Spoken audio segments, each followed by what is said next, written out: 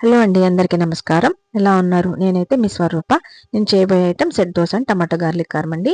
టమాటా garlic కారానికి కావాల్సినవి టమాటాలు 5, గ్రీన్ చిల్లీ 5, గార్లిక్ 8, జీలకర్ర 1 టేబుల్ స్పూన్, చింతపండు కొంచెం, ఆయిల్ 2 టేబుల్ స్పూన్, సాల్ట్ సరిపడగా. ముందుగా మనం టమాటాలు కడిగి ముక్కలు కట్ చేసుకుని పక్కన పెట్టుకోవాలండి. అయితే మనం కడాయి వేడి చేసుకుని అందులో కొంచెం ఆయిల్ వేసుకుని జీలకర్ర వేసి వేగిన తర్వాత మనం చీల్చి పెట్టుకున్న పచ్చిమిర్చిని మనం అందులో వేసుకోవాలండి. అందులో వేసి వేగుతున్నప్పుడే మనం టమాటా ముక్కలు కట్ చేసుకు పెట్టుకున్నాం కదండి, అవి కూడా అందులో వేసి మనం వేయించాలి.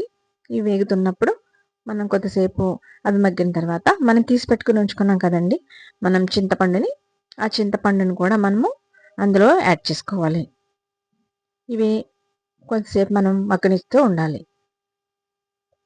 ఇవి మగ్గుతున్నప్పుడు మనం సెట్ దోశలు వేయాలి కదండి, ఆ సెట్ దోశలకి కావాల్సిన బ్యాటర్ నేను సిద్ధంగానే ఉంచుకున్నాను. నేనైతే మా ఇంట్లో ఉండే ఇడ్లీ పిండితో నేను సెట్ దోశలు వేస్తానండి. మీరు ఏ పిండితో వేస్తారో నాకు కామెంట్ రూపంలో తెలియచేయండి. అయితే మనం సెట్ దోశలకి ప్యాన్ వేడి చేసుకోవాలి కదండి. ఒకవైపు నాకు టమాటాలు మగ్గుతున్నాయి, మరోవైపు నాకు ప్యాన్ కూడా వేడయింది. మనం సెట్ దోశలు వేసుకోవడానికి ప్యాన్ కూడా రెడీగా ఉంది. నేనైతే సెట్ దోశలు ఎప్పుడు చిన్న చిన్నవిగానే వేస్తానండి, పెద్దవిగా వేయను. ఎందుకంటే టైం సేవ్ అవుతుంది కాబట్టి. నేను పిల్లలు బాగా ఇష్టంగా తింటారు చిన్నవి అయితేని, నేను ఎప్పుడు చిన్నవి వేస్తూ ఉంటాను. చిన్నవి మనం వేసిన తర్వాత అవి కాలుతున్నప్పుడు మరొక సైడ్ టర్న్ చేసుకుని అవి కూడా కొంచెం గోల్డెన్ కలర్ వచ్చే వరకు మనం కాల్చుకోవాలి. అవి బాగా కాలిన తర్వాత మనం తీసి పక్కన పెట్టుకుని ఈలోపు టమాటాలు మగ్గినవి మనం తీసి చల్లారి పెట్టుకున్నాం కదండి, అందులో మన వెల్లుల్లి పొడి యాడ్ చేసుకోవాలండి.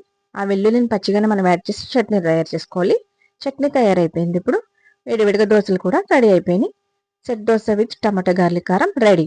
మనం వేడివేడిగా ఉన్నప్పుడే మన పిల్లలకు, మన ఇంట్లో వాళ్ళకి అందరికీ ఇస్తే ఎంత ఆనందంగా ఆస్వాదిస్తారు. థ్యాంక్ యూ ఫర్ వాచింగ్ అండి.